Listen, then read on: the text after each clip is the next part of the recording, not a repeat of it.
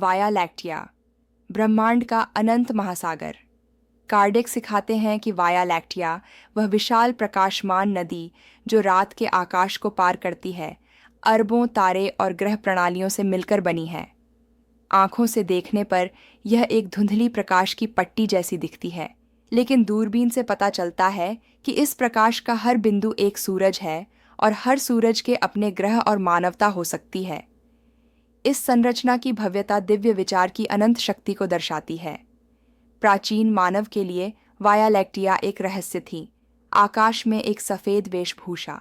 आज हम विज्ञान की मदद से जानते हैं कि यह एक सर्पिल आकाश गंगा है, जिसमें 400 अरब से अधिक तारे हैं, जो घूमने वाले भुजाओं में व्यवस्थित हैं और सार्वभौमिक गुरुत्वाकर्षण की शक्ति से समर्थित हैं।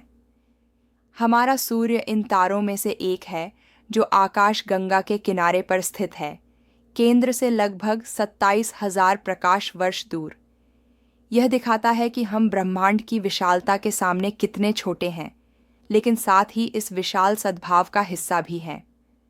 कार्डिक जोर देते हैं कि ब्रह्मांड वाया लैक्टिया तक सीमित नहीं है, वह केवल अनगिनत आकाश गंगाओं में से एक है जो सीमा रहित अंतरिक्ष में फैली हुई है। ईश्वर की सृष्टि का कोई केंद्र या अंत नहीं है, यह विस्तार और विविधता में अनंत है। प्रत्येक आकाश गंगा एक दुनिया का शहर है और पूरे ब्रह्मांड का विस्तार दिव्य साम्राज्य है जो लगातार बढ़ रहा है। आधुनिक खगोल भौतिकी इस विविधता की दृष्टि को पुष्टि करती है। 20वीं सदी से अंतरिक्ष दूरबीनों के विकास के साथ हमने पाया है कि ब्रह्मांड में सैकड़ों अरब आकाश गंगाएं हैं। प्रत्येक में अरबों सूर्य, ग्रह और संभावित जीवन रूप हैं। जो कार्डिक ने आध्यात्मिक तर्क के आधार पर कहा था, विज्ञान अब अवलोकन के माध्यम से दिखाता है। ब्रह्मांडीय जीवन सार्वभौमिक है, इसलिए आकाश गंगा यीशु द्वारा उल्लेखित पिता के घरों में से एक है।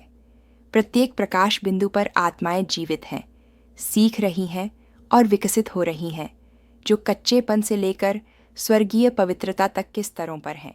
बहुआबादी वाले दुनियाओं की विविधता दिव्य न्याय का एक अत्यंत उत्कृष्ट प्रमाण है। कोई भी स्थिरता में दोषी नहीं है और विकास अनंत की सभी दिशाओं में चलता रहता है।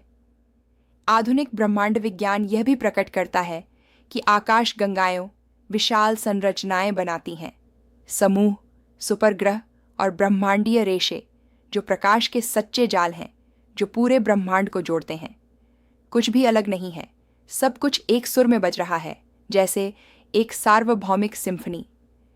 यह संबंध पुष्टि करता है कि एस्पिरिटा की दृष्टि में ब्रह्मांड एक जीवित जीव है, जिसे एक बुद्धिमान शक्ति चलाती है, परमेश्वर का विचार। कार्डिक हमें आमंत्रित करता है कि हम आकाश गंगा को केवल भौतिक प्रदर्शन के रूप में नहीं, बल्कि एक आध्यात्मिक प्रतीक के रूप में देखें। प्रत्येक तारा एक प्रकाश स्तंभ है जो सृष्टिकर्ता की शक्ति का साक्ष्य देता है। प्रत्येक आकाश गंगा प्रगति का एक विद्यालय।